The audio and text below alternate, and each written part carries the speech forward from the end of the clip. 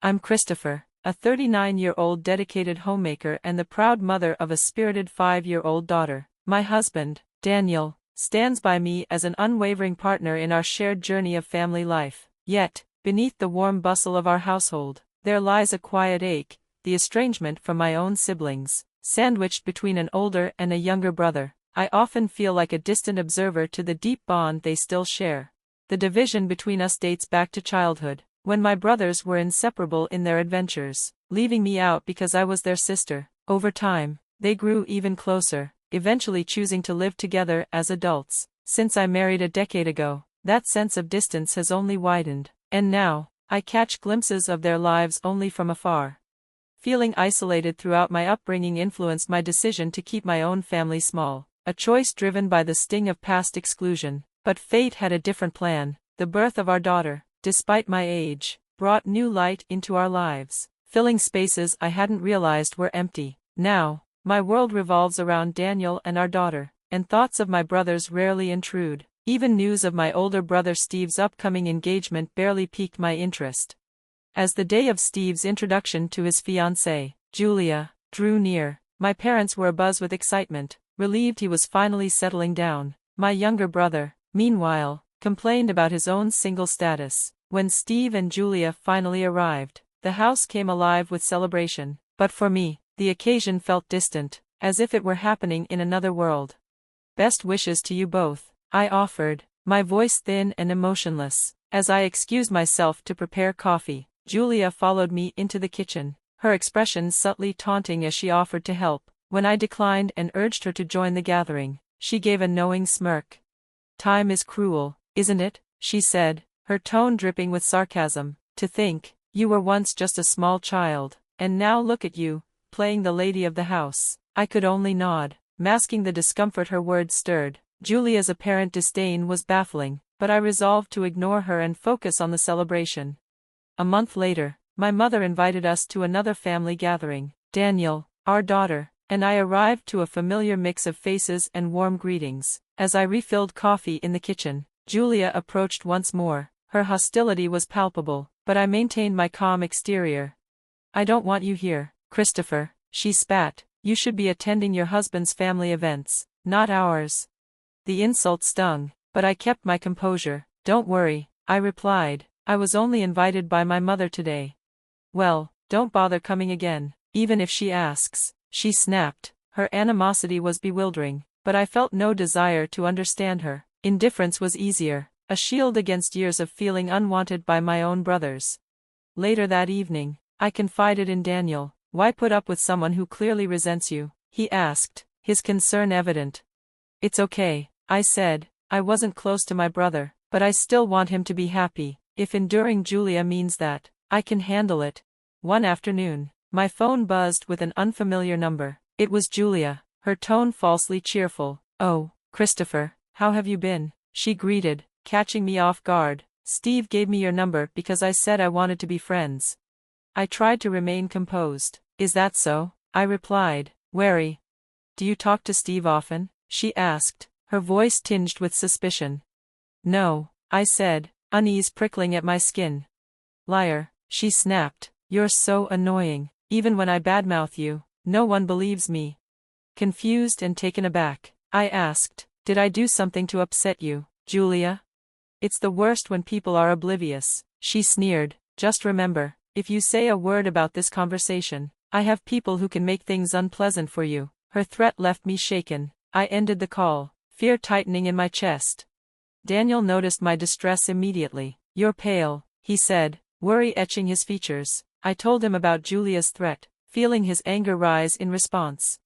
Daniel's eyes widened with concern as he took in my trembling hands. "What on earth is going on?" "Just block her number, and we need to tell your parents or your brother right away. There's no way he can be happy marrying someone like that," he urged, his protectiveness flaring. I hesitated, grappling with the internal battle of whether to stay silent or step in. "Maybe she's different around him," I muttered, my voice lacking conviction. "I should just keep my distance and avoid causing any more drama. I'm sure it's for the best." Daniel's face grew stern. "Do you really think that's the end of it? She threatened you, Christopher. She's dangerous. If your brother knew what she'd done."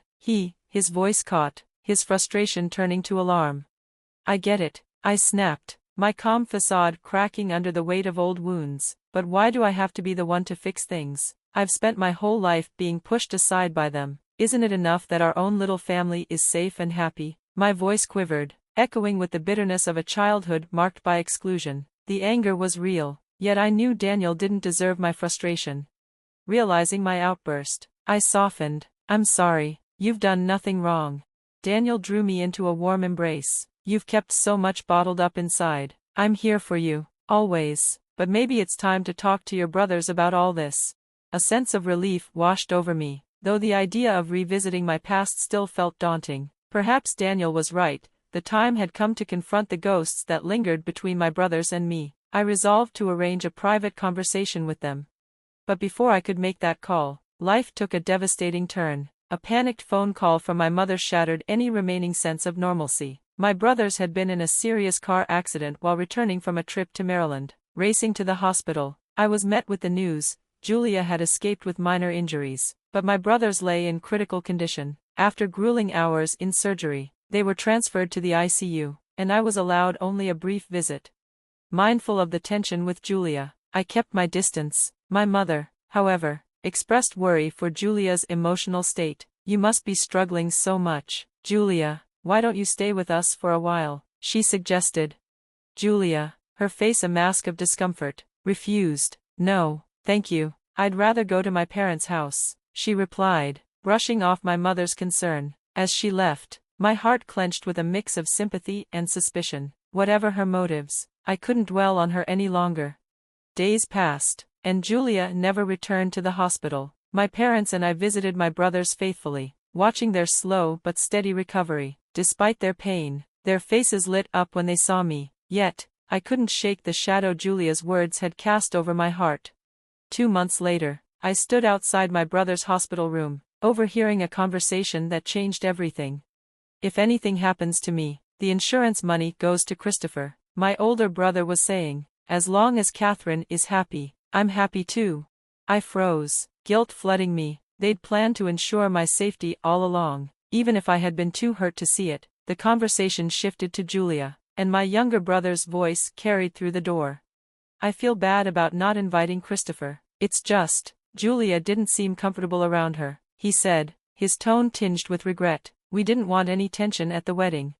Their words pulled me into a past I thought I'd buried. I remembered being the little sibling who idolized her brothers, even if they rarely let me tag along. Tears welled up, and I realized just how wrong I'd been about their feelings. As I wiped my eyes, I made a decision. I left the hospital and drove straight to Julia's parents' house. When Julia opened the door, her annoyance was palpable. Could you please visit my brother in the hospital? He needs you, I pleaded.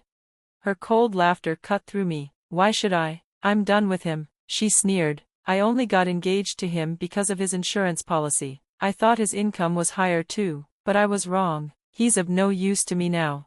My stomach churned at her confession. So that's why you wanted me to stay away from him, I said, voice steady despite the storm inside me.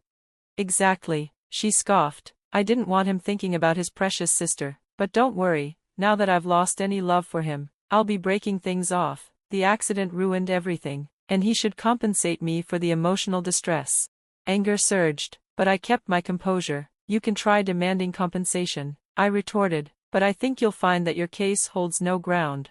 Julia's smug expression faltered, and I walked away, determined to protect the family bonds that, though strained, had always existed beneath the surface.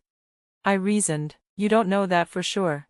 Julia shot back, her voice dripping with defiance. Oh, I do, but more importantly, about my smartphone.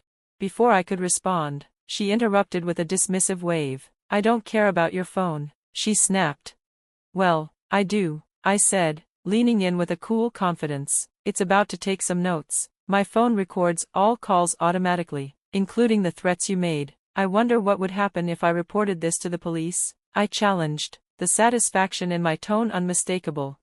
At my words, Julia's posture stiffened, her anger flaring. What the hell are you talking about? You can't record conversations without permission. That's wiretapping. That's illegal, she shouted, her voice rising in outrage. Before I could respond, Julia's mother appeared at the front door. joining the confrontation. "How dare you record her without asking? Give me your phone right now," she demanded, her tone fierce as Julia glared at me with a look of utter disdain. I kept my composure, offering a calm smile. "Well, I'm glad to hear you want to break off the engagement. A person with such bad character shouldn't be anywhere near my brother," I replied coolly. With that, I turned and left Julia's family home, a sense of relief washing over me as I walked away from the toxic situation. I headed straight to the hospital to visit my brothers. As I entered their room, I took a deep breath. "Both of you, what I'm about to tell you might shock you, but I think it's time you knew the truth," I said, preparing myself for their reactions. I played the recording of my phone call with Julia, letting them hear her manipulative words for themselves. Their expressions were a mix of disbelief and shock, their eyes widening as the reality of the situation sank in. I didn't stop there. I then played the recording from when I had met Julia earlier, making sure they understood her true intentions. My older brother, despite his recovery, became visibly agitated, trying to sit up in anger. I had to restrain him from getting out of bed. "Stop, I didn't play this for you to get angry," I said quickly. "I just want you to stop considering marrying Julia." My younger brother, visibly upset, spoke up, his voice soft but firm. "I can't forgive her either, but, sis, why did you go to all this trouble for us?" I hesitated before admitting, "I overheard your conversation with Mom. I'm sorry for eavesdropping, but I needed to know where you both stood. I wanted to help." To my surprise, both brothers looked at each other before shaking their heads in unison. "We're sorry for being distant," my older brother said, his voice filled with regret. "We didn't know how to connect with you after what happened in childhood, but the truth is, we've always cared about you." Hearing that was like a weight lifting from my chest. A smile spread across my face as I replied, "Thank you, I'm an adult now, I don't just need protecting, I can protect you too." Over the next few weeks, my brothers made a full recovery and were discharged from the hospital. My older brother made it clear that he was ending his engagement with Julia, rejecting her demands for compensation. He hired a lawyer, but as expected, no compensation was ever paid. Meanwhile, my brothers shared Julia's true nature with their friends, even providing recordings of her threats. In the end, Julia was isolated, with no one standing by her side. Since then, my life has returned to normal. My bond with my brothers has only grown stronger, and we spend more time together, making up for the lost years. 2 years later, both of my brothers found the right partners, and our relationships with their families are warm and amicable. As I look back on everything, I feel a sense of peace and hope for the future, knowing that we've come through the storm and are building something stronger together.